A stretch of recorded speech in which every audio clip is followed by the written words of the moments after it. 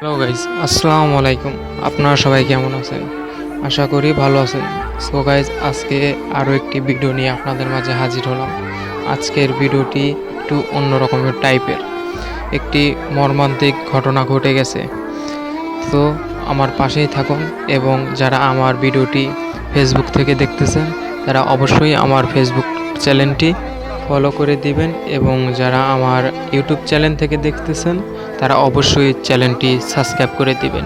তো চলুন ভিডিওটি শুরু করা যাক।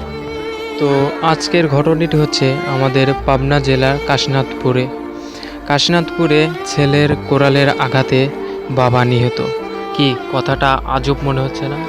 আজব মনে হলেও কথাটি সত্য। আসলে আজ 22/2025 3 ইংরাজি। তো 8:30 দিকে আমাদের কানে আসে যে আজকে বাবা ছেলের মাঝে গণ্ডগোল লেগেছে এবং গণ্ডগোলের মাঝে ছেলের হাতে বাবা নিহত।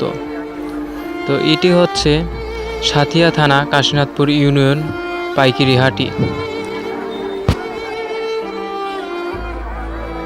তো বাবা মৃত আব্দুল মালেক, বয়স 50, এবং তার ছেলে মোহাম্মদ মানিক মিয়া, তার বয়স মাত্র 27।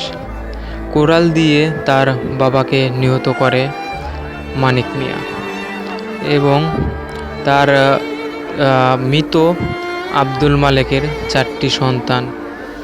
সে আসলে আমরা গিয়ে দেখি তার মরদেহটি খাটের উপর রাখা আছে। তো আপনারা দেখুন কিভাবে এলাকাবাসী কান্নাকাটি করছে এবং কি বাসাতে পুলিশও চলে আসছে।